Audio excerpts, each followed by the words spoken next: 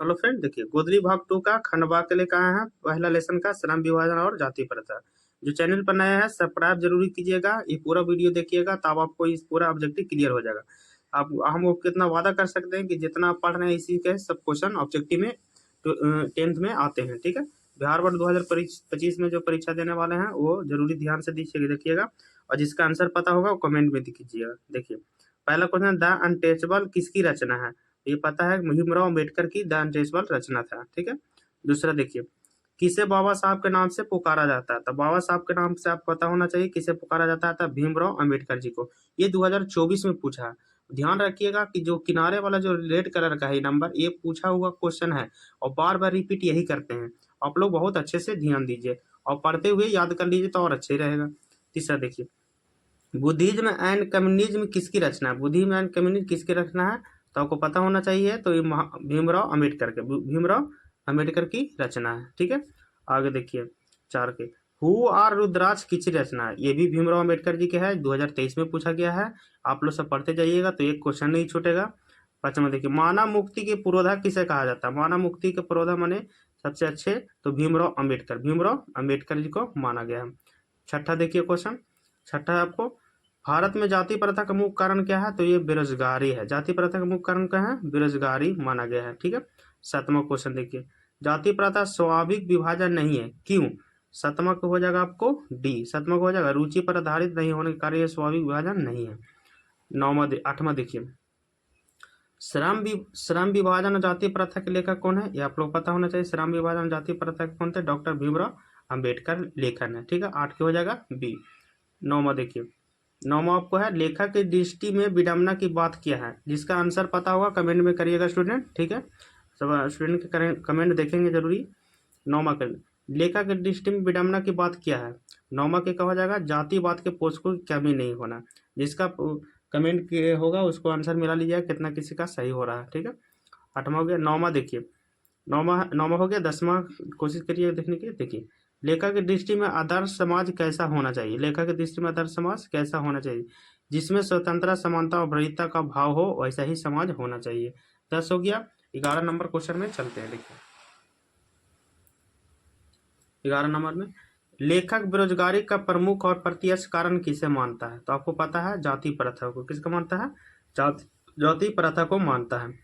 12 question देखिए, 12, अम्बेडकर की दृष्टि में भाईचारे का वास्तविक रूप कैसा होना चाहिए? तो दूध और पानी के मिश्रण की तरह जो पता न चले ऐसा भाईचारा होना चाहिए। ठीक है, 13 क्वेश्चन देखिए, 13 का रहा, भारतीय संविधान के निर्माण में महत्वपूर्ण भूमिका किसका है? यानी भारतीय संविधान के निर्माण किसने किया था? तो भीमराव अम्बेडकर जी ने किया था। 14 देखिए, सब समाज की आवश्यकता क्या है? तो सब समाज की आवश्यकता क्या है? तो आपको 14 को हो जाएगा बी, श्रम विभाजन और जाति। ठीक है ना, श्रम विभाजन है, सॉरी। 15 देखिए, निम्नलिखित रचनाओं में से कौन सी रचना डॉक्टर अम्बेडकर की है? इसको पता होना चाहिए। The caste in India, the untouchables, you are they, who are Rudraksh, इनमें सभी, ये इनमें से सभी, इनको तीनों रचना है। ठीक है, 16 क्वेश्चन देखिए, जिसको आंसर पता होगा कमेंट में जरूरी कीजिएगा। 16, आधुनिक सभ्यता समाज श्रम विभाजन को आवश्यक क्यों मानता है? तो आपको पता नहीं, कार्य कुशलता के लिए। 17 देखिए, 17, श्रम विभाजन और जाति प्रथा बाबा साहब के किस भाषण का संपादित है? ठीक है, तो आपको पता होना चाहिए एनिहिलेशन ऑफ कास्ट के द्वारा संपादित किया गया। 18 क्वेश्चन देखिए, प्राथमिक शिक्षा प्राप्त करने के बाद अम्बेडकर उच्च शिक्षा प्राप्ति के लिए कहाँ गए थे? तो आपको पता होना चाहिए 18 का सी होगा, न्यूयॉर्क गए थे। कहाँ गए थे? न्यूयॉर्क गए थे। ठीक है, 19 हो गया, 18 हो गया। 19वां देखिए, 19वां क्वेश्चन आपको, अम्बेडकर के चिंतन और रचनात्मक के लिए प्रेरक व्यक्ति कौन थे? तो आपको इनमें से सभी है, बुद्ध भी थे उनके प्रेरक, कबीर भी थे उनके प्रेरक और ज्योतिबा फुले भी प्रेरक उनके थे। ठीक है, 20वां देखिए, जाति प्रथा तोड़कर मंडल भाषण लाहौर में कब हुआ था? जाति प्रथा तोड़कर मंडल भाषण कब हुआ था? 1936 में मंडल भाषण हुआ था। 21वां क्वेश्चन देखिए, श्रम विभाजन और जाति प्रथा क्या थे? श्रम विभाजन जाति प्रथा निबंध है। ये क्या है? निबंध है जो हमेशा एग्जाम में आते हैं। 21 हो गया। 22वां की ओर चलते हैं क्वेश्चन। 22वां की ओर देखिए, 22वां क्वेश्चन देखिए, 22वां आपको दिया गया है, अंबेडकर के भाषण एनिहिलेशन ऑफ कास्ट को किसने हिंदी में रूपांतरण किया था? तो इस हिंदी में ललाई सिंह यादव ने हिंदी में रूपांतरण किया था। ठीक है दोस्तों, आगे देखिए। अम्बेडकर का जन्म किस परिवार में हुआ था? अम्बेडकर का जन्म किस परिवार में हुआ था? दलित परिवार में फ्रेंड। ठीक है, आपको याद रखना है। आगे देखिए 24वां, लेखक को इस युग में कहाँ पर विडंबना दिखाई देती है? तो जातिवाद में। किस में दिखाई देती है? जातिवाद में इसको दिखाई देती है। 25वां क्वेश्चन देखिए। 25वां आपको है, डॉक्टर अम्बेडकर के माता का नाम क्या था? याद रखना आपको, भीमाबाई। डॉक्टर अम्बेडकर के माता जी का नाम भीमाबाई थी। ठीक है। 26, डॉक्टर अम्बेडकर के पीएचडी की उपाधि कब की? डॉक्टर अम्बेडकर ने पीएचडी की उपाधि कब की थी? तो 1916 में उपाधि धारण किया था। 27वां देखिए, the caste of India their mechanism किसकी रचना है? तो आपको 27 का हो जाएगा ए, भीमराव अम्बेडकर। भीमराव अम्बेडकर। 28वां क्वेश्चन देखिए। 28वां है आपको, आदर्श समाज स्वतंत्रता समानता भर्तिता पर आधारित होगा, यह किसने कहा था? तो 28 को हो जाएगा आपको बी, भीमराव अम्बेडकर जी ने कहा था। ठीक है। आपको 29वां देखिए, पेशे का दोषपूर्ण निर्धारण कौन करता है? पेशे का दोषपूर्ण निर्धारण कौन करेगा? तो आपको याद है, तो पेशे का दोषपूर्ण निर्धारण जाति प्रथा पेशे या श्रम विभाजन। 29 का आपको जाति प्रथा ही होगा। जाति प्रथा पेशे का दोषपूर्ण निर्धारण करती है। ठीक है। 30 क्वेश्चन देखिए। 30वां क्वेश्चन लिखा हुआ, जाति प्रथा भारत में बेरोजगारी का एक प्रत्यक्ष और प्रमुख, दोनों लगेगा, प्रत्यक्ष और प्रमुख कारण बनी हुई है। तो 30 के हो जाएगा आपको सी वाला, ए बी सी दोनों, ए बी दोनों। 31, मूक नायक क्या था? तो मूक नायक आपको पता होना चाहिए, मूक नायक पत्रिका था। क्या था? पत्रिका था। 31 के बी हो जाएगा। 32, डॉक्टर भीमराव अम्बेडकर की मृत्यु कब और कहाँ हुई थी? तो 32 के आपको ए हो जाएगा। 1956 में दिल्ली में हुआ था डॉक्टर भीमराव अम्बेडकर की मृत्यु। ठीक है, 1956 में। 33 देखिए, डॉक्टर भीमराव अम्बेडकर का जन्म कब हुआ था? 14 अप्रैल 1891 में हुआ था। 14 अप्रैल 1891 में हुआ था। 33 का आपको डी हो जाएगा। ठीक है। 34वां क्वेश्चन देखिए। 34 कह रहा है, डॉक्टर भीमराव अम्बेडकर का जन्म कहाँ हुआ था? तो आपको पता है महू मध्य प्रदेश में होता है। 34 के ए, 35, डॉक्टर अम्बेडकर ने किस पत्रिका का संपादन किया था? तो आपको पता है, तो पुरस्कृत भारत या बहिष्कृत भारत, नहीं ये ही होना चाहिए, बहिष्कृत भारत ही होना चाहिए। जिसको आंसर पता होगा कमेंट में जरूर कीजिएगा। 36 देखिए, भारतीय संविधान का निर्माता किसे कहा गया है? फिर क्वेश्चन द्वारा भीमराव अम्बेडकर को भारतीय संविधान का निर्माता कहा गया है। 37 क्वेश्चन देखिएगा। 37 है आपको, डॉक्टर अम्बेडकर का वाङ्मय हिंदी के कितने खंडों में प्रकाशित है? 37 का ऑप्शन आपको देख इधर है। 37 के देखिए, डॉक्टर अम्बेडकर के वाक्खंड कितने खंडों में विभाजित है? तो आपको देखिए 37 के डी होना चाहिए। 21 खंडों में। कितना खंडों में विभाजित है? 21 खंडों में विभाजित है। ठीक है। 38वां देखिए, आधुनिक सब समाज कार्यकुशलता के लिए किसे आवश्यक मानता है? तो श्रम विभाजन को मानता है अगर विकास करना है तो। 39, डॉक्टर अम्बेडकर के पिता का नाम क्या था? तो आपको पता होना चाहिए, रामजी सकपाल। क्या थे? रामजी सकपाल। 40वां क्वेश्चन देखिए। 40 है, जाति प्रथा श्रम विभाजन के साथ साथ किसका रूप लिए हुए है? तो जाति प्रथा श्रम विभाजन के साथ लिए हुए है, श्रमिक विभाजन का लिए हुए हैं। 40 को हो जाएगा सी। 40 की क्या होगा? सी। 41वां क्वेश्चन देखिए। 41 है, डॉक्टर भीमराव अम्बेडकर ने किस प्रथा को आर्थिक पहलू से खतरनाक माना है? तो आपको जाति प्रथा को किसका माना है? जाति प्रथा को बहुत खतरनाक माने हैं। 42वां क्वेश्चन देखिए, जिसको आंसर आएगा कमेंट में जरूर दीजिएगा स्टूडेंट। देखिए, किनके प्रोत्साहन पर बाबा साहब ने उच्चतर शिक्षा हेतु न्यूयॉर्क गए थे? तो आपको पता होना चाहिए, बड़ौदा नरेश के कहने पर ही न्यूयॉर्क गए थे। 42 के सी हो जाएगा। 43 क्वेश्चन देखिए, आर्थिक पहलू से जाति प्रथा हानिकारक है। क्या बैठेगा यहाँ पर? हानिकारक है। ठीक है। 44 क्वेश्चन देखिए, सच्चे लोकतंत्र का पर्याय क्या है? सच्चे लोकतंत्र का है भाईचारा रहना। क्या होना चाहिए? भाईचारा से रहना। 45 क्वेश्चन, बाबा साहब द्वारा रचित पुस्तक कौन है? तो बाबा साहब द्वारा रचित पुस्तक है। 45 का आपको डी हो जाएगा, इनमें सभी तीनों ही इनको रचना है। 46 क्वेश्चन देखिए। 46 आपको है, श्रम विभाजन और जाति प्रथा शीर्षक किनके द्वारा हिंदी में रूपांतरित है? श्रम जाति प्रथा किसके द्वारा? तो ललाई सिंह यादव द्वारा इनको रूपांतरित किया गया। इससे पहले भी यही क्वेश्चन आया था। 47वां क्वेश्चन देखिए, आधुनिक मनुष्य किसे कहा गया? तो महात्मा गांधी को, क्या अम्बेडकर को कहा गया? किसको कहा गया? अम्बेडकर को। 47 के डी हो जाएगा। 48 देखिए, विडंबना का अर्थ क्या है? तो विडंबना का अर्थ आपको जानते हो कुछ? उपहास है। क्या है? उपहास। 48 के ए हो जाएगा। 49 का क्वेश्चन देखिए, लास्ट क्वेश्चन है इस लेसन का। ठीक है दोस्तों, 49, भारत की राष्ट्रीय क्षमता का पूर्ण विकास किस व्यवस्था में संभव है? तो भारत की राष्ट्रीय क्षमता में तो ये 49 के जी सामाजिक व्यवस्था में संभव हो। वीडियो अच्छा लगा सब्सक्राइब जरूरी कीजिएगा, किसी आंसर में गलत है तो कमेंट जरूरी कीजिएगा, जिसका जितना कितना सही हुआ वो भी कमेंट जरूर। हेलो दोस्तों, देखिए 20 के दांत कहानी के लेकर आया है आपको, दूसरा लेसन है हिंदी का।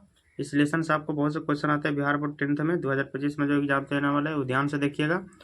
जो नए हैं चैनल को सब्सक्राइब जरूर कीजिएगा। आपको इस यूट्यूब चैनल से हर सब्जेक्ट की पढ़ाई किए जाते हैं। देखिए पहला क्वेश्चन इसमें दूसरा पेज में है, जो हम फिर भी बता देते हैं, नहीं है तो इसमें पहला क्वेश्चन है, सेन साहब के पास किस रंग की मोटर कार थी? तो इसमें याद रखिए काले रंग की इसके पास मोटर कार थी।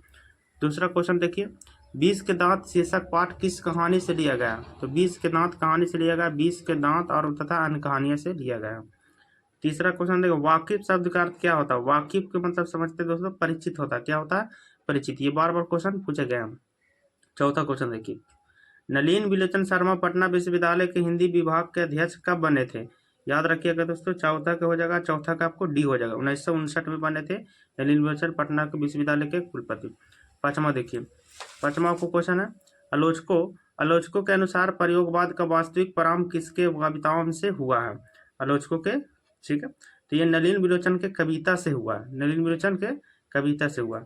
छठा, आप लोग का आंसर पता रहेगा तो आंसर भी देते जाइएगा कमेंट में। देखिए छठा क्वेश्चन देखिए, नलिन विलोचन शर्मा के कहानियों में किसके तत्व संग्रह मिलते हैं, उभर कर आए थे? तो छठा का आपको हो जाएगा बी, मनोवैज्ञानिकता का हो जाएगा। सतमा के आंसर पता है तो कमेंट भी दीजिएगा। 20 के दांत कहानी किस वर्ग के अंतर्विधियों के उजागर करती है? 20 के दांत तो ये अंतर्विधि करती है, तो मध्यम वर्ग के उजागर करती है, मध्यम वर्ग के उजागर करती है। ठीक है, 7 का हो जाएगा सी। आठवां क्वेश्चन देखिए, आठवां, खोखा खोकी किस भाषा का शब्द है? तो खोखा खोकी किस भाषा का शब्द है आप लोग पता होना चाहिए, बांग्ला शब्द का है। कैसे शब्द का है? बांग्ला शब्द का। नौवां देखिए क्वेश्चन, नौवां है, सेन साहब की कितनी लड़कियां थी? तो 5 लड़कियां थी। आंसर जिसको पता होगा वो स्टूडेंट वो कमेंट जरूरी कीजिएगा, 9 के सी हो जाएगा। 10वां देखिए, सोफर शब्द का अर्थ क्या है? 10वां का क्वेश्चन है, सोफर शब्द का अर्थ। तो सोफर का मतलब इस कहानी में बताया था आप लोग, ड्राइवर। किस क्या है? ड्राइवर है। ठीक है, आगे 11वां क्वेश्चन देखिए, ऐसे ही लड़के आगे चलकर गुंडे चोर डाकू बनते, यह काल्पनिक कहानी के किस पात्र ने कही थी, यानी किस व्यक्ति ने कही थी? तो 11 का आपको पता होना चाहिए, सेन साहब ने कहा था मदन के पिताजी को। ठीक है, जिसका आंसर पता रहेगा कमेंट जरूर कीजिएगा। 12 देखिए, 12 आपको नलिन विलोचन शर्मा की मृत्यु कब हुई थी? नलिन विलोचन शर्मा की मृत्यु हुई था 12 सितंबर 1961 को, 12 सितंबर 1961 को हुई थी। ठीक है, आगे देखिए 13, मदन अक्सर किसके हाथों से पीटता था? तो पता है मदन अपन पिता के द्वारा पीटा जाता था। 13 के हमेशा डी हो जाएगा, 13 के डी। 14 के देखिए, 14 क्वेश्चन है, 20 के दांत कहानी के कहानीकार कौन थे? 20 के दांत कहानी के कहानीकार कौन थे? नलिन विलोचन शर्मा थे। कौन थे? नलिन विलोचन शर्मा थे। ठीक है, अगला देखिए 5वां क्वेश्चन, 15वां क्वेश्चन देखिए, गिरधर लाल कौन था? गिरधर लाल कौन था? तो ये पता है गिरधर लाल कौन था? मदन का पिताजी था। गिरधर लाल कौन था? मदन के पिताजी। जिसको आंसर पता रहेगा वो कमेंट जरूर कीजिएगा। अगला क्वेश्चन हम आ रहे हैं 16वां का। 16 देखिए आप लोग,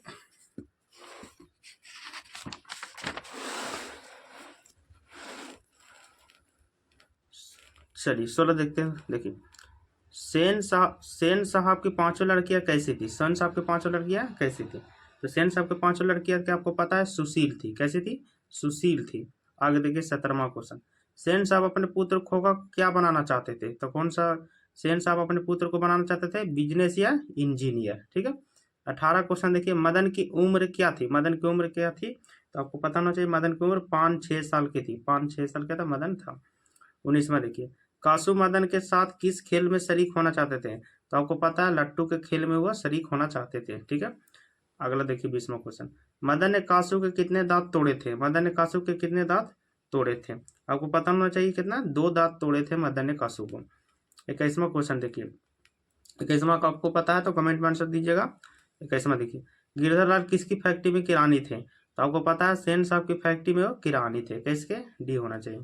22वां देखिए, 22वां को क्वेश्चन है, सेन साहब किसके व्यंग से ऐंठ कर रह गए थे, किसकी व्यवहार से बहुत चंकित रह गए थे, मतलब ठीक है ना। तो 22 की हो जाएगा पत्रकार महोदय के व्यंग से बहुत चंचित रह गए थे, किंचित रह गए थे, ठीक है। 23वां देखिए, मदन किसका पुत्र था, तो मदन आपको पता है, तो मदन था गिरधर के पुत्र। 23 के बी हो जाएगा, गिरधर लाल के पुत्र था। 24 देखिए, 24 आपको देखिए, 20 के दांत का पाठ की विद्या कैसी है, तो ये 24 क्या हो जाएगा, कहानी। ये कैसी है, कहानी थी 20 के दांत, जो हमेशा पूछा जाता है। ये सब क्वेश्चन आपको सब पूछा गया, सब सब आप पढ़िएगा तो आपको हर एक मिलेगा, ये मेरा गारंटी है कि सब एग्जाम में ये सब आते हैं, ठीक है। 20 के दांत हो गया। सेन साहब की कार की कीमत कितना था, ये आपको जरूरी याद करना है। सेन साहब की कार की कीमत 7,500 थी, कितना थी, 7,500। 26, नलिन बिलोचन शर्मा का जन्म कब हुआ था, नलिन बिलोचन शर्मा का जन्म हुआ था आपको 18 फरवरी 1916 को, 18 फरवरी 1916 को उनका जन्म हुआ था, ठीक है। 27वां क्वेश्चन देखिए, 27वां क्वेश्चन है, नलिन बिलोचन शर्मा का जन्म कहाँ हुआ था, तो इसका जन्म हुआ था बदरघाट पटना में, बदरघाट पटना में इनका जन्म हुआ था, ठीक है। आगे देखिए 28वां, नलिन बिलोचन शर्मा के पिता का नाम क्या था, तो इसको पता है, रामावतार शर्मा, पंडित रामावतार शर्मा थे। 28 के ए हो जाएगा। 29 देखिए, 29, नलिन बिलोचन शर्मा के माता जी का नाम क्या था, तो इसको पता होना चाहिए। 29 के सी, रत्नावती शर्मा, रत्नावती शर्मा थे माता जी का नाम, ठीक है। 30वां क्वेश्चन देखिए, 30वां, दृष्टिकोण किसकी रचना है, दृष्टिकोण पंडित नलिन बिलोचन शर्मा की रचना है, किसका है, नलिन बिलोचन शर्मा के। 31 देखिए, लड़कियां क्या है, कठपुतलियां हैं, इसे किस बात पर गर्व है, तो इसको माता पिता को गर्व था कि बहुत अच्छी लड़की है, ठीक है, बहुत ईमानदार है, बहुत अच्छी है। 31 क्वेश्चन देखिए, लड़कियां क्या है, कठपुतलियां किस बात पर, तो माता पिता का हो गया। 32वां क्वेश्चन देखिए, 32 है, मोटर कार को किससे खतरा हो सकता था, तो मोटर कार को खोखा से खतरा था। एग्जाम 2019 में पूछा गया है। चलो 32 हो गया। 33वां क्वेश्चन की ओर बढ़ते हैं हम। 33वां क्वेश्चन,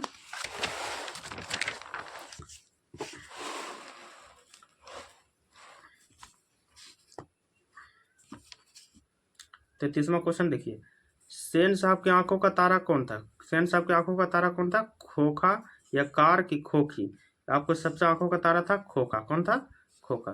34वां क्वेश्चन देखिए, खोखा के दांत किसने तोड़े थे, तो खोखा दांत किसने तोड़े थे, मदन ने, किसने तोड़े थे, मदन ने। बार बार क्वेश्चन पूछे जाते हैं एग्जाम में।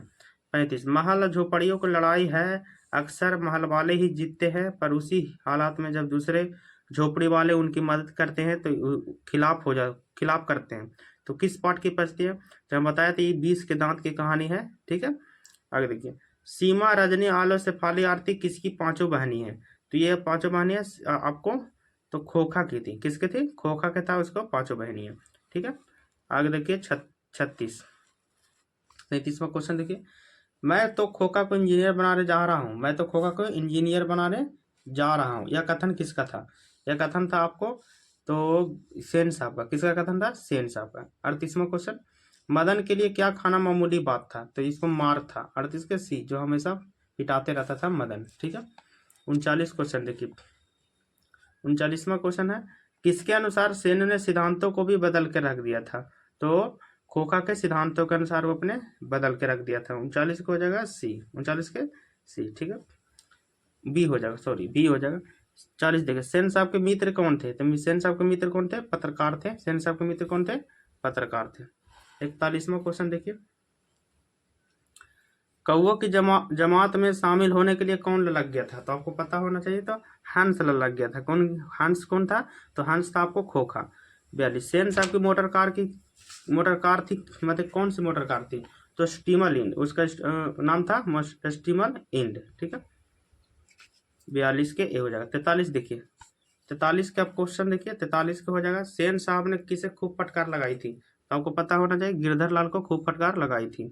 44, किसके मोटर कार की चमक धमक को कोई खतरा नहीं था, तो पता था कि सेन साहब की पुत्रियां बहुत सीधी सादी है, तो उससे खतरा नहीं था, इसका हो जाएगा डी, इसका क्या हो जाएगा, डी आपका आंसर हो जाएगा। 45 और 46 क्वेश्चन देखिए, गिरधर लाल किस वर्ग का प्रतिनिधित्व करता है, मतलब गिरधर लाल किस वर्ग के थे, तो ये आपको था निम्न मध्यम वर्ग के। 46 क्वेश्चन देखिए, नलिनी बिलोचन शर्मा कथ, शिल्प तथा भाषा आदि स्तरों पर अग्रणी थे, तो किस प्रकार अग्रणी थे, तो आपको ये 46 से नवीनतम कैसे थे, नवीनतम। इसमें 46 क्वेश्चन थे दोस्तों, आप लोग बहुत अच्छे से पढ़िएगा, ठीक है। दूसरा क्वेश्चन है ना। हेलो स्टूडेंट, देखिए भारत से हम क्या सीखे, हिंदी का तीसरा लेसन लेकर आया है। जो स्टूडेंट नए हैं वो चैनल को सब्सक्राइब जरूर कीजिएगा। पहला दूसरा लेसन का वीडियो अपलोड हो चुका है, जाकर देख लीजिएगा। तीसरा लेसन हम चालू कर रहे हैं। लैटिन कवि वर्जिल पर किसने एक बड़ी अच्छी कविता लिखी थी? जिसका आंसर पता रहेगा वो कमेंट में जवाब दीजिएगा। ये 2024 में पूछा हुआ। पहला का हो जाएगा आंसर अंग्रेज कवि टेनिसन ने। अंग्रेज कवि टेनिसन ने लिखी थी। दूसरा क्वेश्चन है दूसरा क्वेश्चन है आपको टेनिसन टेनिसन किस भाषा के कवि थे? टेनिसन आपको अंग्रेजी भाषा के कवि थे। ठीक है। तीसरा क्वेश्चन देखिए। तीसरा है मैक्स मुलर का जन्म आधुनिक जर्मनी के किस नगर में हुआ था? तो आपको पता होना चाहिए डेसाऊ में हुआ था। किसका होना चाहिए? डेसाऊ आंसर होना चाहिए। चौथा क्वेश्चन देखिए। चौथा है भारत किसकी भूमि है? तो भारत आपको पता होना चाहिए ब्राह्मण या वैदिक धर्म की भूमि चली आ रही है शुरुआती से। ठीक है। पांचवा क्वेश्चन देखिए। पांचवा मेघदूत नामक पुस्तक का अनुवाद मैक्स मुलर ने किस भाषा में किया था? तो जर्मन भाषा में इनका अनुवाद किया था। ठीक है। छठा क्वेश्चन ध्यान से आप लोग याद करते चलिएगा। जिसका आंसर पता होगा कमेंट में दीजिएगा। छठा क्वेश्चन मैक्स मुलर को वेदांतियों का वेदांती किसे कहा गया? तो आपको पता होना चाहिए स्वामी विवेकानंद ने कहा था। ठीक है, स्वामी विवेकानंद ने। सातवां क्वेश्चन देखिए। संस्कृत भाषा यूरोपियन भाषा का तुलनात्मक व्याख्या किसने किया था? तो सातवां का आपको ए हो जाएगा, मैक्स मुलर ने। क्या हो जाएगा? ए हो जाएगा। आठवां महारानी विक्टोरिया ने नाइट की उपाधि किसे प्रदान किया था? नाइट की उपाधि तो मैक्स मुलर को प्रदान किया था। नौवां क्वेश्चन कठ और केन उपनिषद का अनुवाद मैक्स मुलर ने किस भाषा में किया था? तो नौवां का आपको सी हो जाएगा, जर्मन में। नौवां के सी। 10वां क्वेश्चन देखिए। 10वां है आपको लिपजिंग विश्वविद्यालय में मैक्स मुलर ने किस भाषा का अध्ययन किया था? तो 10वां का आपको हो जाएगा सी, संस्कृत भाषा में। किसी संस्कृत भाषा में किया था। ठीक है। आपको 11 देखिए। 11 क्वेश्चन देखिए। 11 दिया यूनान और रोम के संपूर्ण साहित्य से कहीं अधिक विशाल है। तो ये कौन सा विशाल है? तो 11 के आपको ए हो जाएगा, संस्कृत भाषा और उसका साहित्य बहुत बड़े विशाल है। ठीक है। 12 क्वेश्चन जनरल कनिंघम का संबंध किससे है? 12 तो 12 को हो जाएगा सी, पुरातत्व से। पुरातत्व से। 13 क्वेश्चन देखिए। उन्हें 172 दारिश नामक सोने के सिक्का का घड़ा कहाँ मिला था? तो आपको पता होना चाहिए सी, वाराणसी में मिला था। याद रखिएगा, ये पूछा हुआ क्वेश्चन है। 13 आगे देखिए। नालंदा विश्वविद्यालय कहाँ पर स्थित है? नालंदा विश्वविद्यालय हमारे बिहार में है, वो आप लोग सब कुछ जानते हैं। 15वां क्वेश्चन देखिए। 15वां क्वेश्चन भारत से हम क्या सीखे कि रचनाकार कौन है? भारत से हम क्या सीखे कि रचनाकार कौन है? तो आपको पता होना चाहिए मैक्स मुलर। कौन है? मैक्स मुलर है। 15वां हो गया। 16वां की तरफ चलते हैं। 16वां क्वेश्चन देखिए। 16वां क्वेश्चन है निरिवंश विद्या का संबंध किससे है? निरिवंश विद्या का संबंध किससे है? तो ये है मानव विज्ञान से। मानव विज्ञान से संबंध है। 17वां क्वेश्चन देखिए। वारेन हेस्टिंग्स था। वारेन हेस्टिंग्स कौन थे? ये पता होना चाहिए 17 के। आपको ये भारत का गवर्नर जनरल था। ठीक है। 18 क्वेश्चन देखिए। दारिश क्या था? दारिश तो सोने की प्राचीन सिक्का थे। दारिश क्या थे? सोने के एक प्राचीन सिक्का थे। 18 के हो जाएगा बी। 19वां क्वेश्चन देखिए। 19वां है आपको प्लेटो का संबंध किस देश से था? 19वां का हो जाएगा डी, यूनान से। किससे हो? यूनान से। 20वां शाहनामा का रचनाकार कौन थे? शाहनामा का रचनाकार था 10वीं और 11वीं सदी। कौन थे? 10वीं और 11वीं सदी। ठीक है। 21 का देखिए। मुंडा किस देश की जाति है? तो मुंडा आपको पता है भारत का ही जाति है। मुंडा भारत का ही जाति है। 22 देखिए क्वेश्चन। संस्कृत का अग्नि शब्द लैटिन में किस रूप में मिलता है? तो आपको होना चाहिए इग्निस। क्या होना चाहिए? इग्निस में मिलता है। इसके सी हो जाएगा। जिसको आंसर होगा कमेंट में जरूर दीजिएगा। 23वां क्वेश्चन जो 2025 में परीक्षा देने वाला है। 23वां सर विलियम जोन्स ने भारत की यात्रा कब की थी? सर विलियम जोन्स ने भारत की यात्रा 1783 ईस्वी में। 1783 ईस्वी में। इसमें इंपॉर्टेंट क्वेश्चन बता रहे हैं। ठीक है। 24 भारत से हम क्या सीखे पाठ में नया सिकंदर विशेषक किसके द्वारा प्रयुक्त है? तो 24 को हो जाएगा सी। 24 को हो जाएगा सी, युवा अंग्रेज अधिकारियों के लिए नया सिकंदर कहा गया है। 25वां क्वेश्चन देखिए। हकर्स क्या थे? हकर्स क्या थे? तो हकर्स आपको पता है वनस्पति विज्ञान थे। वनस्पति विज्ञान के ये बार बार क्वेश्चन पूछे जाते हैं। 26 देखिए। स्वामी विवेकानंद ने वेदांतियों को वेदांती किससे कहा? वेदांतियों को वेदांती किससे कहा? तो मैक्स मुलर को। किसको कहा? मैक्स मुलर को। 27वां क्वेश्चन देखिए। मैक्स मुलर ने किस वर्ष, मतलब डायरेक्ट का मतलब यहाँ किस वर्ष भरना है, तो किस वर्ष आपको लिपिंग विश्वविद्यालय में संस्कृत अध्यापन प्रारंभ किया था? तो यह 18 वर्ष की उम्र। कितना उम्र में? 18 वर्ष की उम्र में। 28वां क्वेश्चन पारसियों के धर्म का नाम क्या है? तो आपको पता होना जरस्ट्रुस्ट, पारसियों का धर्म का नाम है जरस्ट्रुस्ट। ठीक है, 29वां क्वेश्चन देखिए, 29वां आपको हो जाएगा 29 और 30। 29 में मैक्स मुलर का जन्म कब हुआ था? मैक्स मुलर का जन्म कब हुआ था? तो 6 दिसंबर 1823 में मैक्स मुलर का जन्म हुआ था। ठीक है, 30 में देखिए, मैक्स मुलर का जन्म कहाँ हुआ था? मैक्स मुलर का जन्म कहाँ हुआ था?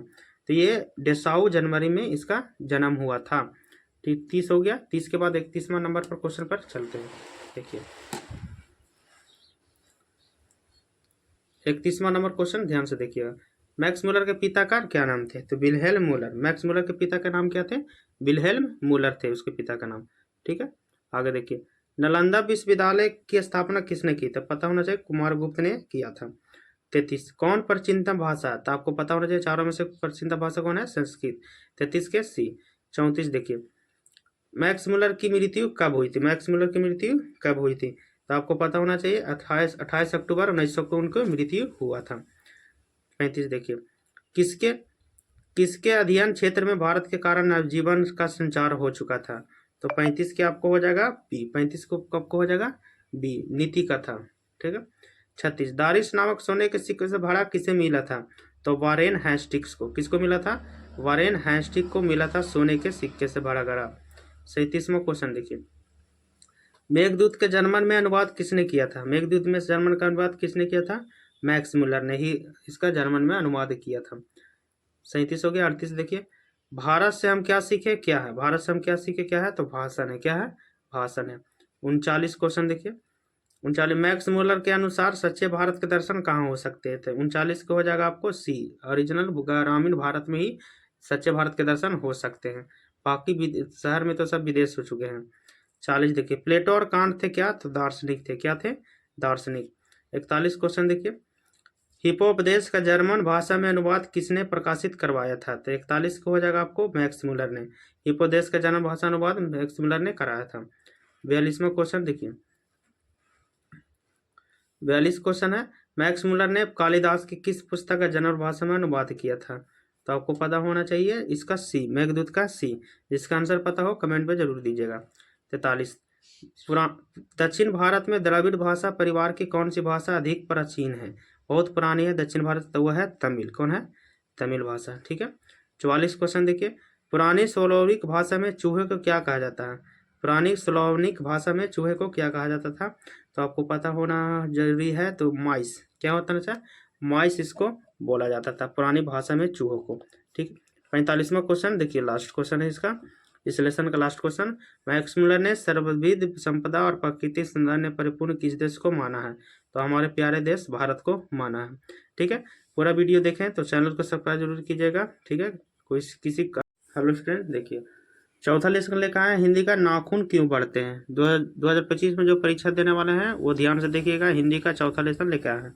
नया स्टूडेंट है जो चैनल को सब्सक्राइब जरूर कीजिएगा। इस यूट्यूब चैनल पर सभी विषयों की तैयारी कराई जा रही है 2025 में सफलता के लिए। देखिए पहला क्वेश्चन है, नाखूनों का बढ़ना किसका प्रमाण है? नाखूनों का बढ़ना किसका प्रमाण होता है? तो आपको पढ़े होंगे तो पता होगा। 1 के हो जाएगा डी, पाशवी वृत्ति और संघर्ष चेतना का, और संघर्ष चेतना नाखून का प्रतीक है। ठीक है, दूसरा क्वेश्चन है, पुनर्भवा शीर्षक उपन्यास किसकी रचना? पुनर्भवा शीर्षक उपन्यास किसकी रचना है? डू के हजारी प्रसाद द्विवेदी। या फिर नाखून क्यों बढ़ते इसकी रचना कौन है? हजारी प्रसाद द्विवेदी इनका रचना है। तीसरा देखिए, नाखून क्यों बढ़ते हैं शीर्षक पाठ साहित्य की कौन सी विद्या है? तो नाखून क्यों बढ़ते हैं यह है ललित निबंध। जिसको आंसर पता हो वो कमेंट में जरूर दीजिएगा, हम मिलावेंगे कितना किसका सही हो रहा है। ठीक है, चौथा देखिए, चौथा क्वेश्चन है, गौड़ देश के लोग क्या पसंद करते हैं? तो बड़े बड़े नख। क्या पसंद करते हैं? बड़े बड़े नख पसंद करते हैं गौड़ देश के। ठीक है, चौथा का डी हो जाएगा। पांचवा, नाखूनों का बढ़ना मनुष्य की किस वृत्ति का परिणाम है? नाखूनों का बढ़ना मनुष्य के किस वृत्ति का परिणाम है? तो आपको पता है कि पांचवी वृत्ति का परिणाम है। ठीक है, छठा क्वेश्चन देखते हैं। छठा क्वेश्चन है आपको, लेखक हजारी प्रसाद द्विवेदी ने दयनीय जीव किसे कहा है? दयनीय जीव किसे कहा है? तो आपको पता होना चाहिए अल्पज्ञ पिता को, अल्पज्ञ पिता को इसको दयनीय जीव कहा है।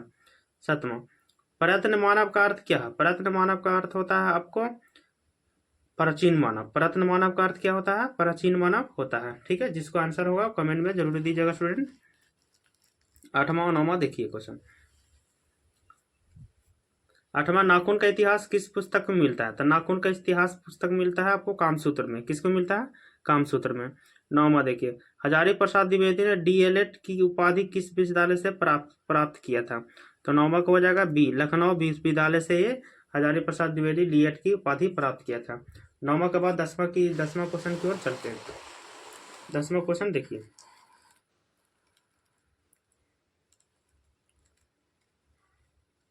10वां क्वेश्चन,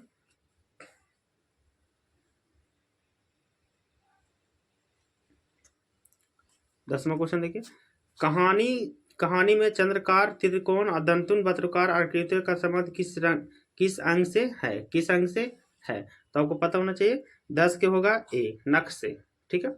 अलग तक का अर्थ क्या होता है? अलग तक का होता है आपको 11 के बी, आलता। अलग तक का क्या होता है? आलता होता है। ठीक है, 11 हो गया। 12 के देखिए, 12 का, द्विवेदी जी को साहित्य अकादमी पुरस्कार किस रचना पर मिला था? 12 का हो जाएगा आलोक पर्व पर ये मिले थे इनको। 13 का देखिए, प्राचीन मानव का प्रमुख शस्त्र क्या थे? तो ये नाखून थे। अस्त्र इनके हथियार के रूप में उपयोग करते थे। 14 क्वेश्चन देखिए, 14 क्वेश्चन है, नाखूनों का बढ़ना किसका परिणाम है? नाखूनों का बढ़ना होता है मनुष्य की अंधजात वृत्ति का नाखून का बढ़ना परिणाम है। 14 के बी हो जाएगा। 15वां क्वेश्चन देखिए, सब पुराने अच्छे नहीं होते हैं और न सब नए खराब नहीं होते, ऐसा किसने कहा था? तो आपको पता है ये कालिदास ने कहा था। 15 के बी हो जाएगा, कालिदास ने ऐसा कहा था। 16 क्वेश्चन देखिए, 16 नंबर क्वेश्चन देखिए, 16 का आपको, नकदर मनुष्य आज किस पर भरोसा कर रहा है? नकदर मनुष्य आज किस पर भरोसा कर रहा है? तो आप ये एटम बम पर भरोसा कर रहा है, या लोहे के विभिन्न हथियार पर। 16 का आपको डी हो जाएगा। 16 के डी, एटम बम पर सही है। 16 के सी। 17 देखिए, मनुष्य की, 17वां क्वेश्चन देखिए, मनुष्य की मनुष्यता यही है कि वह अपने सब सुख दुख की सहानुभूति के साथ देखता है। यह कथन किसका है? तो 17 का आपको हो जाएगा बी, गौतम बुद्ध का। गौतम बुद्ध का। 18वां क्वेश्चन देखिए, नाखून क्यों बढ़ते हैं कि निबंधकार कौन है? तो हजारी प्रसाद द्विवेदी, आचार्य हजारी प्रसाद द्विवेदी नाखून क्यों बढ़ते हैं के लेखक है। ठीक है। 19वां क्वेश्चन देखिए, 19वां आपको है,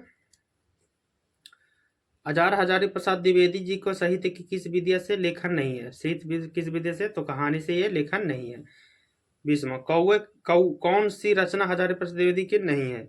तो आपको ये भी याद रखना है कि माटी की मूर्ति है इनका लेखन नहीं है। ठीक है। 21वां, द्विवेदी जी ने निर्जल अपराधी किसे माना है? तो नाखून को। निर्लज अपराधी किसे माना है? नाखून को।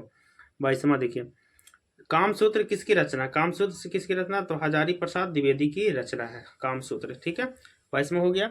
अब 23वां क्वेश्चन की ओर चलते हैं।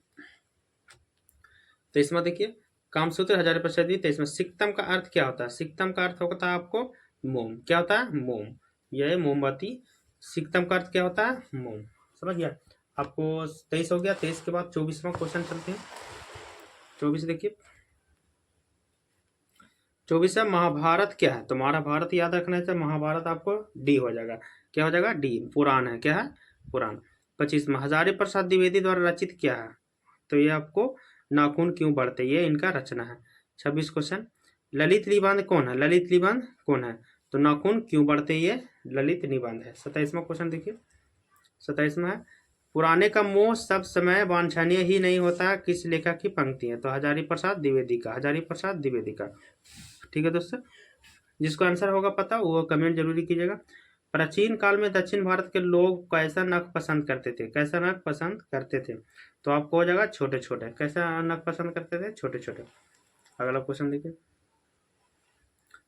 दधीची की हड्डी से क्या बनता है? तो इंद्र का ब्रज। 29 के सी हो जाएगा। दधीची की हड्डी से क्या बनता है? इंद्र का ब्रज। 30वां देखिए, आलोक पर्व शीर्षक निबंध संग्रह किसकी रचना है? तो ये हो जाएगा ए, हजारी प्रसाद द्विवेदी के। हजारी प्रसाद द्विवेदी के। 31 क्वेश्चन देखिए, हजारी प्रसाद द्विवेदी का जन्म कब हुआ था? तो 31 के आपको हो जाएगा बी, 1907 में ईस्वी में हुआ था। हजारी प्रसाद द्विवेदी का जन्म कब हुआ था? 1907 में। ठीक है, आगे देखिए, 32वां क्वेश्चन हो गया। 32वां देखिए, हजारी प्रसाद द्विवेदी का जन्म कहाँ हुआ था? कहाँ हुआ था? 32 का आपको हो जाएगा बलिया उत्तर प्रदेश। बलिया उत्तर प्रदेश, यानी 32 के सी हो जाएगा। ठीक है, आपको देखिए 33, कौन मनुष्य का आदर्श नहीं बन सकता? तो बंदरिया। कौन नहीं बन सकता? बंदरिया नहीं बन सकता। 34 देखिए, देवताओं का राजा किसे कहा जाता है? तो इंद्र को। देवताओं का राजा किसे कहा जाता है? इंद्र को कहा जाता है। 35वां क्वेश्चन देखिए, नख किसका प्रतीक है? नख मतलब नानु किसका नाखून किसका प्रतीक? पशुता का। किसका है? पशुता का है, और यही है। 36 देखिए, पृथ्वीराज रासव किसका संपादन है? पृथ्वीराज किसका लेखन है? तो आपको हजारी प्रसाद द्विवेदी का लेखन है। ठीक है। 37वां क्वेश्चन देखिए, 37 क्वेश्चन, हजारी प्रसाद द्विवेदी को कब पद्म भूषण की उपाधि से सम्मानित किया गया था? 37 का हो जाएगा आपको बी, 1957 को इसको उपाधि धारण किया गया था। 38 से 39 क्वेश्चन देखिए, अशोक के फूल किसकी रचना है? ये हमेशा एग्जाम में आते हैं, अशोक के फूल की किसकी रचना है? तो 38 के आपको हो जाएगा सी, हजारी प्रसाद द्विवेदी के अशोक के फूल की रचना है। 39 क्वेश्चन देखिए, लेखक के अनुसार मनुष्य के नाखून किसके जीवंत प्रतीक है? नाखून जो है किसके प्रतीक है? तो 39 का आपको ऑप्शन अगला पेज में है, देखिए 39 के आपको तो पाशवी विरिति के है, पाशवी विरिति के प्रतीक है। ठीक है, 39 के सी हो जाएगा। 40वां क्वेश्चन देखिए, हजारी प्रसाद द्विवेदी की मृत्यु कब और कहाँ हुई थी? तो 40 का आपका क्वेश्चन हो जाएगा ए, 1979 में दिल्ली में हुआ था हजारी प्रसाद द्विवेदी की मृत्यु। 41 देखिए, सहजात वृत्तियां किसे कहते हैं? 41 के आपको हो जाएगा बी, अनजान स्मृतियों को। सहजात वृत्तियां किसे कहा जाता है? अनजान स्मृतियों को। 42 देखिए, द्विवेदी जी से किसने पूछा था कि नाखून क्यों बढ़ते हैं? तो ये पता है, द्विवेदी जी ने किसने? तो छोटी लड़की ने पूछा था। 42 के हो जाएगा आपको बी। ठीक है, छोटी लड़की ने पूछा था। 45 क्वेश्चन देखिए, नाखून क्यों बढ़ते हैं? पाठ में बूढ़े ने सबसे बड़ी चीज किसे माना है? तो आपको तो नाखून क्यों बढ़ते हैं सबसे माना है? तो घिरना। 43 को डी हो जाएगा। डी नहीं, आपको होना चाहिए 43 को ए होना चाहिए। 43 को ए, प्रेम माना है। 44 देखिए, किस देश के लोग बड़े बड़े नख पसंद करते हैं? तो अंग देश के लोग, या गौड़ देश, या नहीं गौड़ देश के लोग, क्या गौड़ देश के लोग बड़े बड़े नख पसंद करते हैं। ठीक है। 45 क्वेश्चन, पुराने का मोह सब समय वांछनीय ही नहीं होता, यह पंक्ति किसने किया? तो 45 के आपको यह हो जाएगा, नाखून क्यों बढ़ते हैं। 45 के 46, अनामदास का पोथा उपन्यास किसकी लिखा है? तो हजारी प्रसाद द्विवेदी का ही लेखन है। 47 क्वेश्चन देखिए, कौन नाखून को जिलाया जा रहा है? जिलाया जा रहा है मतलब उसको रखे हुए और बढ़ाया जा रहा है। तो 47 के ए, मनुष्य ही उसको, सॉरी मनुष्य नहीं, प्रकृति जिलाया जा रहा है। किसी का? प्रकृति जिलाया जा रहा है। 48वां क्वेश्चन देखिए, अनामदास का पोथा के साहित्य की किस विद्या की रचना है? तो 48 के हो जाएगा आपको बी, उपन्यास है। अनामदास का पोथा क्या है? उपन्यास। 49 देखिए, असुरों के पास नहीं था क्या? तो असुरों के पास नहीं था तो लोहे के अस्त्र नहीं थे। ठीक है। 51 देखिए, सॉरी 50 देखिए, कालिदास की ललित योजना किसकी रचना है? कालिदास की ललित योजना किसकी? तो हजारी प्रसाद द्विवेदी की रचना है। 51, गौतम बुद्ध ने कहा था कि मनुष्य की मनुष्यता है कब तक है? तो आपको सभी के दुख सुख को सहानुभूति के साथ देखना, यही मनुष्य की मनुष्यता है, सबके सुख दुख को देखना। 52 नंबर क्वेश्चन देखिए, 52 और 53, नकदर मनुष्य अब क्या लेकर आगे की ओर चल रहा है? क्या लेकर आगे की ओर चल रहा है? तो आपको पता है कि 52 क्या हो जाएगा आपको बी, एटम बम लेकर आप नकदर मनुष्य चल रहा है। ठीक है। 53 देखिए, मनुष्य किसको नहीं बढ़ने देगा? मनुष्य किसको नहीं बढ़ने देगा? 53 के बी, नाखून को बढ़ने नहीं देगा। ठीक है। चैनल को सब्सक्राइब जरूर कीजिए, वीडियो अच्छा लगे तो कमेंट। हेलो स्टूडेंट देखिए, हिंदी का 5वां लेसन लिखा है, 5वां है नागरी लिपि, इनका लेखा है गुणकार मूल्य। जो नया स्टूडेंट है वो चैनल को सब्सक्राइब कीजिएगा। इससे पहले 4 लेसन का वीडियो अपलोड करते हैं, वो अच्छे से जाकर देख लीजिएगा और याद कर लीजिएगा। आपको 2025 में बहुत ये ऑब्जेक्टिव काम आने वाला है, जो 50 नंबर आपको देगा। देखिए, पहला है 5वां का पहला क्वेश्चन, निम्न भाषाओं में से किस भाषा को देवनागरी लिपि में लिखते हैं? तो आपको पता है हिंदी लिखते हैं देवनागरी भाषा में। दूसरा क्वेश्चन है, स्थापत्य की उत्तर की भारत की एक विशेष शैली को क्या कहते हैं? तो ये नागर शैली कहते हैं। क्या कहते हैं? नागर शैली बोलते हैं। तीसरा, टकसाल शब्द का अर्थ क्या है? टकसाल शब्द का अर्थ क्या है? तो आपको जहां सिक्के ढलते हैं उसको टकसाल शब्द कहते हैं। ठीक है, यह तीसरा के बी हो जाएगा। चौथा क्वेश्चन ध्यान दीजिएगा। चौथा देखिए, अगर किसी को आंसर पता है तो कमेंट में जरूरी दीजिएगा। देखिए चौथा, किस शासक ने ऐसा सिक्का चलाया था जिस पर नागरी लिपि में रामसीय शब्द अंकित थे? रामसीय शब्द अंकित थे, रामसीय। तो चौथा क्या आपको हो जाएगा बी, बादशाह अकबर ने चलाए थे। 5वां देखिए चंद्रगुप्त द्वितीय विक्रमादित्य का व्यक्तिगत नाम क्या था? तो इनका व्यक्तिगत नाम था आपको देव, क्या था? देव था। 5 के सी हो जाएगा। छठा काशी क्या है? तो काशी आपको पता है देवनागरी है, क्या है? देवनागरी। छठा के बी हो जाएगा। ठीक है। 7वां क्वेश्चन देखिए कर्नाटक प्रदेश का श्रवणबेलगोला स्थान किसका प्रसिद्ध तीर्थ स्थान है? तो 7वां का आपको डी हो जाएगा, जैनों का। श्रवणबेलगोला किसका स्थान है? जैनों का स्थान है। ठीक है। 7वां। 8वां देखिए धारा नगरी का कौन शासक अपने विद्यानुराग के लिए इतिहास में प्रसिद्ध था? तो 8वां का आपको हो जाएगा सी। 8वां का परमार शासक भोज। परमार शासक भोज थे। 9वां देखिए 9वां क्वेश्चन है मराठी नेपाली नेवारी भाषाओं की लिपि क्या थी? तो 9वां का आपको हो जाएगा डी देवनागरी। 9वां का हो जाएगा डी। ठीक है। उसके बाद 9वां के बाद देखिए 10वां गुणकार मूल्य ने मिडिल स्तर की पढ़ाई किस भाषा में किया था? तो 10वां का आपको हो जाएगा ए मराठी भाषा में। गुणकार मूल्य ने मिडिल स्तर की पढ़ाई किस भाषा में की? गुणकार मूल्य यानी मराठी भाषा में इनका पढ़ाई लिखाई हुआ था। 11 मूल्य ने अंग्रेजी और हिंदी की पढ़ाई कहाँ पर की थी? मूल्य ने अंग्रेजी और हिंदी की पढ़ाई आपको किया था तो वर्धा में। कहाँ किया था? वर्धा में किया था। 12वां क्वेश्चन देखिए नेपाली भाषा किस लिपि में लिखी जाती है? तो 12 के आपको हो जाएगा डी देवनागरी लिपि में लिखी जाती है। देवनागरी लिपि में लिखी जाती है। 13वां क्वेश्चन देखिए 13 और 14 देखिए अक्षर का संबंध वर्तमान में किस भाषा में? ये जो अक्षर है इसे तो ये अक्षर का संबंध किस भाषा में है? तो 13 का आपको हो जाएगा मराठी भाषा। ये मराठी भाषा का अक्षर है। ठीक है, जो हम लोग जान नहीं पा रहे हैं। ठीक है। 14 देखिए बांग्ला लिपि प्राचीन नागरी लिपि की क्या है? तो प्राचीन लिपि के क्या है? तो आपको ये बहन कहलाती है। बांग्ला लिपि प्राचीन लिपि क्या है? बहन कहलाती है। ठीक है। 14 के बाद 15वां नंबर क्वेश्चन चलते हैं। 15वां नंबर का क्वेश्चन आपको देखिए 15वां नंबर है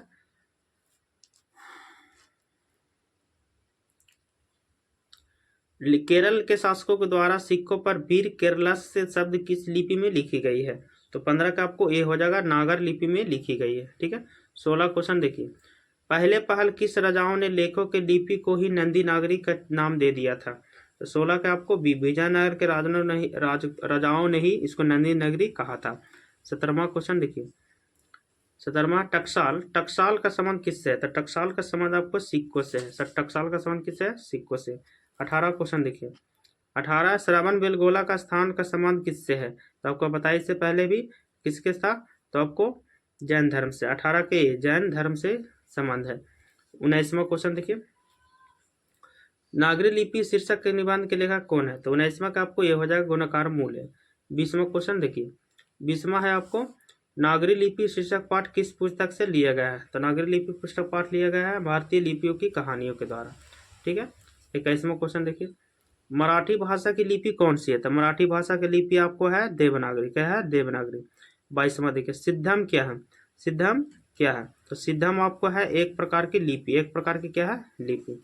23वां क्वेश्चन देखिए किसे देवनागरी की संज्ञा दी गई है? देवनागरी की संज्ञा किसे दिया गया? काशी को। किसको दिया गया? काशी को। 24 देखिए मालवा में नागर लिपि का इस्तेमाल होता है ऐसा किसने कहा?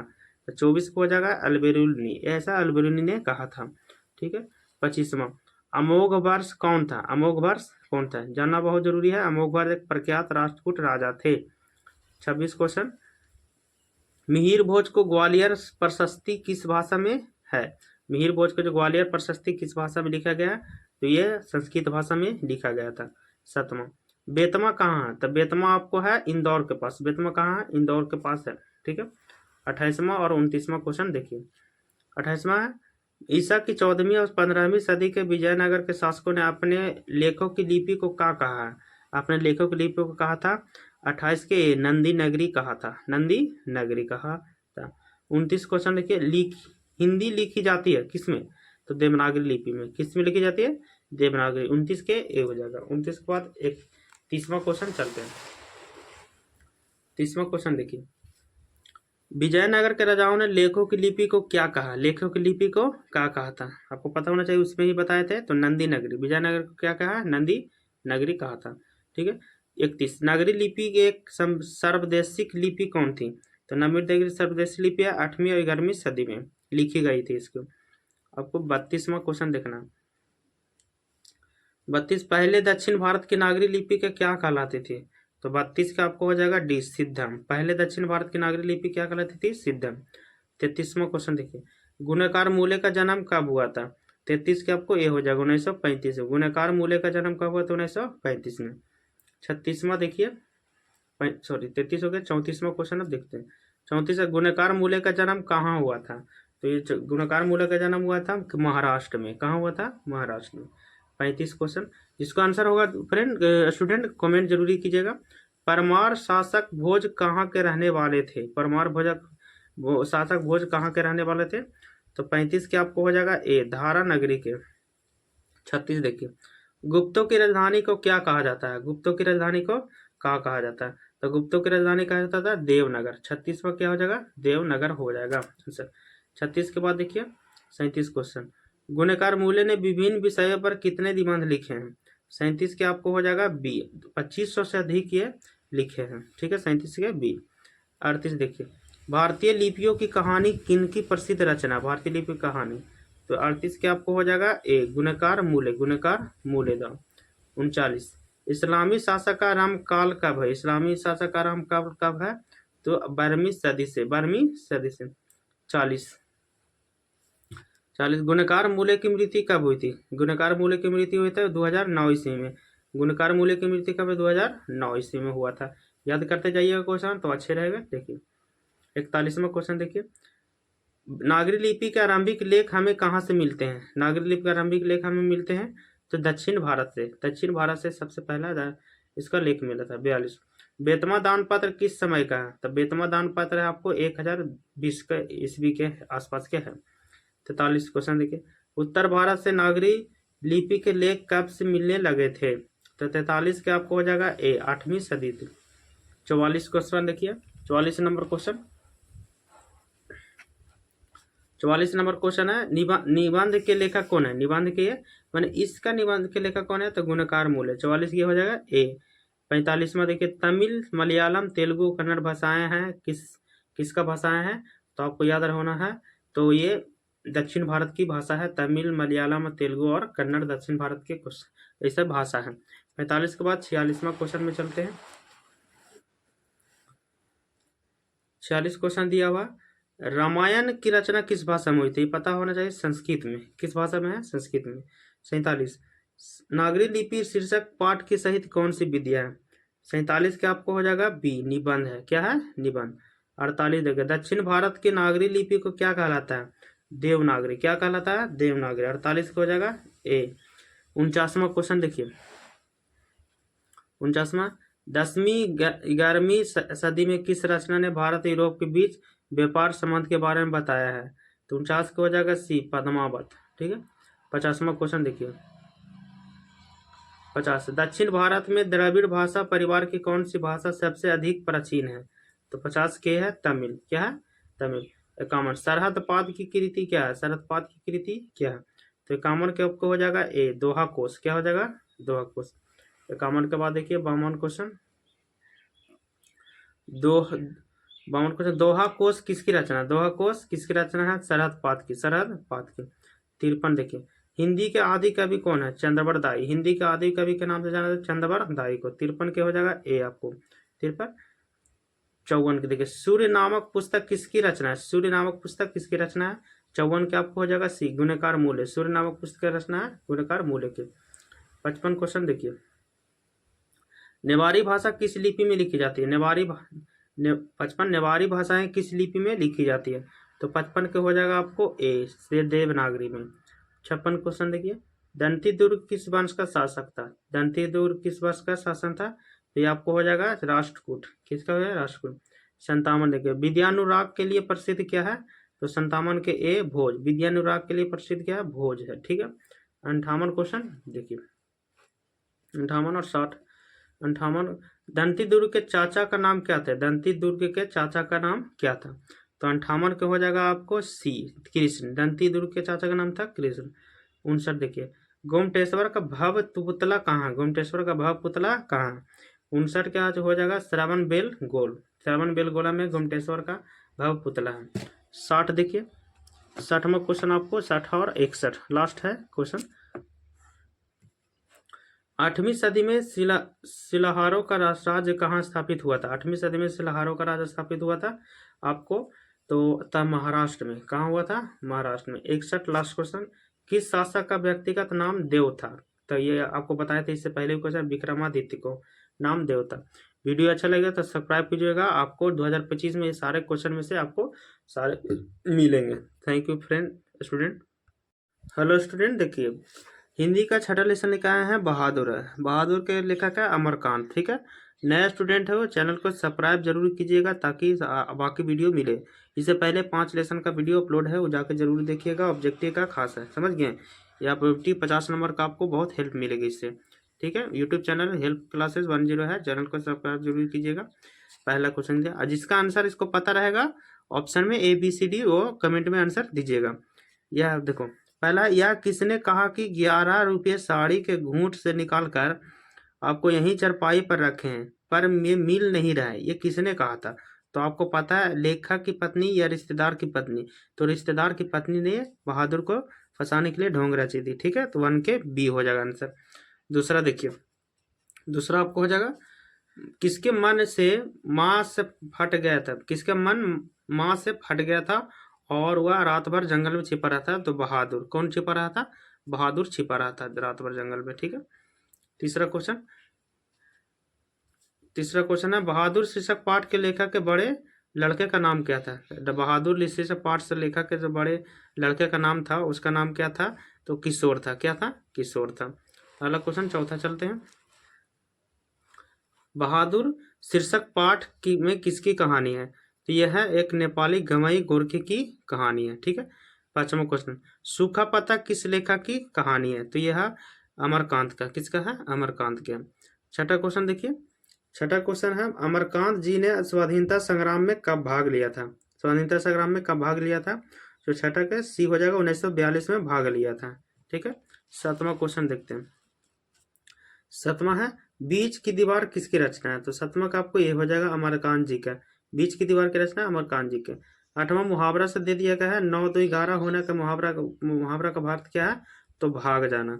ठीक है, नौवां देखिए, माँ के डर से, नौवां है, माँ के डर से लड़के रात भर कहाँ छिपे रहे थे? तो आपको पता है, तो जंगलों में। कहाँ छिपे रहे थे? नौवां के B हो जाएगा, जंगलों में।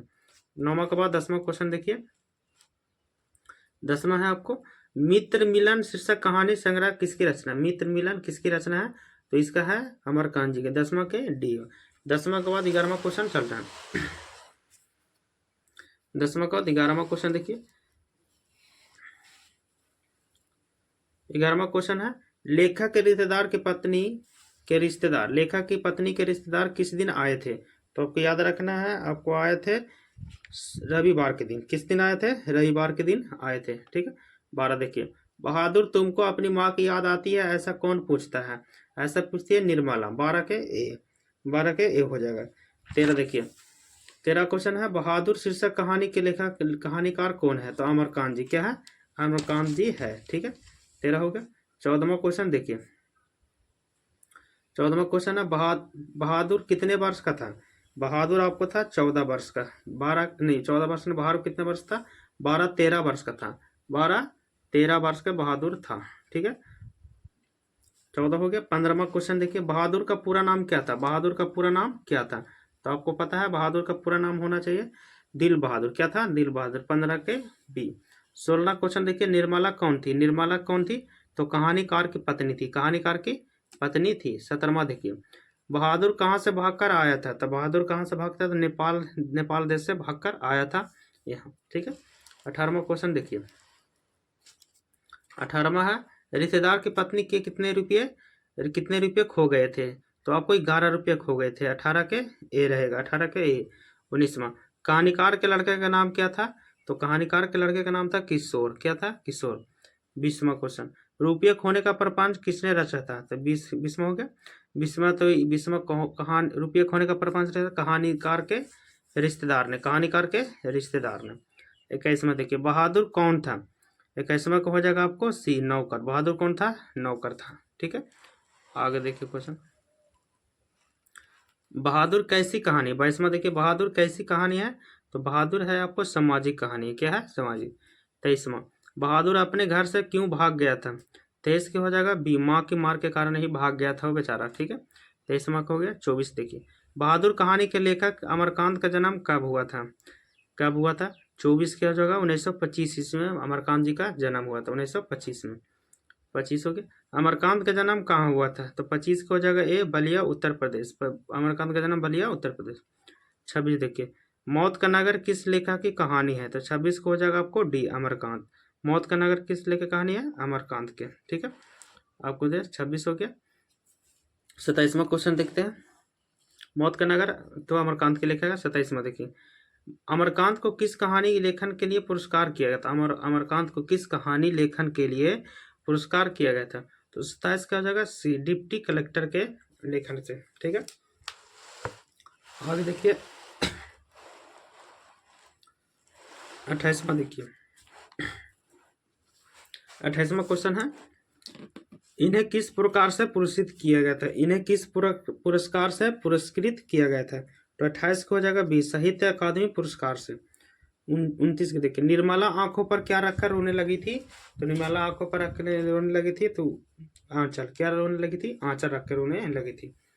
ठीक है, 19 को हो गया। 30 के देखिए, बहादुर कहाँ का रहने वाला था? बहादुर कहाँ के रहने वाला था? तो बहादुर आपको नेपाल के रहने वाला था। कहाँ? नेपाल के। 30 के सी हो जाएगा। 31 क्वेश्चन देखिए, लेखक के रिश्तेदार ने बहादुर पर क्या आरोप लगाया? ठीक है, तो यह एक पैसे चुराने का आरोप लगाया था। 31 को हो जाएगा ए। 32वां क्वेश्चन देखिए, बहादुर लेखक को क्या कहकर संबोधित करता था? बाबूजी। क्या कहता था? 32 के सी हो जाएगा, बाबूजी कहता था। 33 क्वेश्चन, बहादुर लेखक की पत्नी निर्मला को किस रूप में देखता था? तो उसके माँ के रूप में दिखाई देता था। ठीक है, 34 क्वेश्चन देखिए, जहां प्रतिष्ठा नहीं है वहां क्या कर रहना? यह बात किसके मन में उत्पन्न हुई? 34 को हो जाएगा आपको सी, बहादुर को हुई। ठीक है, 35 क्वेश्चन, बहादुर लेखक के घर से अचानक क्यों भाग गया था? तो भाग चल गया। तो 35 को हो जाएगा, स्वयं के प्रति लेखक उसके घर वालों के व्यवहार में आए परिवर्तन के कारण। माँ की याद आने का नहीं, सी हो जाएगा। इसको घर वालों के परिवर्तन के कारण बहादुर चल गया था। 35 को हो जाएगा आपको सी। ठीक है, 36वां क्वेश्चन देखिए, 36 है, बहादुर पर कितने रुपए की चोरी का इल्जाम लगा था? तो 11 रुपये। 36 का हो जाएगा आपको बी। ठीक है, 37, बहादुर से मार खाकर भैंस भागी भागी किसके पास चली गई थी? तो 37 क्या हो जाएगा बी, माँ के पास। किसके पास? माँ के पास। 38 देखिए, बहादुर का बाप कहाँ मारा गया था? तो यह युद्ध में मारा गया था। 38 के ए हो जाएगा। ठीक, 39वां क्वेश्चन देखिए, 39 है, अमरकांत लिखित कहानी का नाम क्या है? तो बहादुर। क्या है? बहादुर। 39 को हो जाएगा बी, 39 के बी। 40 और 41 क्वेश्चन देखते हैं। देखिए 40 क्वेश्चन है, जिंदगी और जोंक किस लेखक की कहानी है? तो 40 के आपको हो जाएगा डी, अमरकांत के। जिंदगी और जोंक किसके लेखक है? अमरकांत जी के। 41, बहादुर को लेकर कौन आया था? तो बहादुर के लेकर आया था लेखक का साला। लेखक का साला लेकर आया था। 41 के बी हो जाएगा। ठीक है, अगला क्वेश्चन चलो 42 की ओर चलते हैं। 42वां क्वेश्चन देखिए, 42 है, लेखक की अमरकांत ने हाई स्कूल की शिक्षा कहाँ तक प्राप्त? लेखक अमरकांत ने हाई स्कूल की शिक्षा कहाँ तक प्राप्त किया था? तो आपको हो जाएगा 42 को हो जाएगा ए, बलिया से। कहाँ से किया था? बलिया से किया था। 42 को हो गया। 42 के बाद 43 देखिए, 43 क्वेश्चन, बहादुर शीर्षक कहानी में किशोर कौन था? किशोर कौन था? तो 43 लेखक का पुत्र था। किशोर क्या था? लेखक का पुत्र। 44 क्वेश्चन, लेखक सफेद नेकर, आधी बांह की सफेद कमीज और भूरे रंग का पुराना जूता कौन पहनता था? तो ये कौन था? बहादुर। कौन पहना था? बहादुर पहना था। 44 हो गया। 45 देखिए, बहादुर सुबह उठकर किस वृक्ष से दातुन तोड़कर चलाता था? तो 45 को हो जाएगा ये, नीम के वृक्ष से। नीम के वृक्ष से ही लाता था तोड़ के। किस सूत्र? तो नीम के पेड़ से वृक्ष दातुन तोड़ के लाता था। 46 क्वेश्चन देखिए, पहाड़ी गाने कौन गाता था? पहाड़ी गाने कौन गाता था? बहादुर गाता था। 47 क्वेश्चन, बहादुर से सोने के समय कौन मालिश करवाता था? बहादुर को सोने के समय मालिश करवाता था कौन? तो 47 को हो जाएगा ये, किशोर मालिश करवाता था। ये हो जाएगा 47 का। 48 क्वेश्चन देखिए, किस चीज की सफाई न करने पर किशोर ने बहादुर की पिटाई कर दी थी? तो 48 के हो जाएगा आपको बी, साइकिल की सफाई न करने पर। जिसको आंसर पता होगा कमेंट में करना स्टूडेंट। देखिए 48। अब 49 की ओर चलते हैं। बहादुर को सुअर का बच्चा किसने कहा था? तो 49 के हो जाएगा बी, किशोर ने। ठीक है। 50वां, निर्मला ने बहादुर से क्या बनाने के लिए कहा था? निर्मला ने बहादुर से क्या बनाने के लिए कहा था? तो आपको पता है बहादुर के रोटी बनाने के लिए कहा था। ठीक है, 50 हो गया। 51 की ओर चलते हैं। 51 है, निर्मला के रिश्तेदार किस दिन आए थे? तो ये कोई रविवार के दिन आए थे। 51 का हो जाएगा बी, 51 के क्या हो जाएगा? बी हो जाएगा। ठीक है, 51 का हो जाएगा बी। 52 के देखिए, 52 का आपको है, 52 क्वेश्चन है, बाजार से रेहू मछली और देहरादूनी चावल किसके लिए आया था? तो आपको पता होना चाहिए ये आया था तो रिश्तेदार के लिए। किसके लिए आया था? रिश्तेदार के लिए। 53 क्वेश्चन देखिए, रिश्तेदार ने बहादुर को कितने रुपए इनाम में देने को कहा था? रिश्तेदार ने बहादुर को कितने रुपए इनाम में देने को कहा था? 53 के हो जाएगा ए, 2 रुपये। 54, बहादुर से क्या गिरकर टूट गया था? बहादुर से क्या गिरकर टूट गया था? सिलवट गिर के टूट गया था। बहादुर से क्या गिरकर टूट गया था? सिलवट। ठीक है, 55 क्वेश्चन और 56 लास्ट चल रहा है। देखिए 55 है, अमरकांत जी की कहानी कौन है? तो अमरकांत जी की कहानी है इनमें से सभी, देश के लोग भी, कुहासा भी और मित्र मिलन भी, इनमें से सभी। लास्ट क्वेश्चन 56 देखिए, वानर सेना नामक बाल उपन्यास किसकी रचना है? तो 56 का हो जाएगा सी, अमरकांत जी के। ठीक है, ये आपको लेसन खत्म हो गया, छठा हो गया। वीडियो अच्छा लगे तो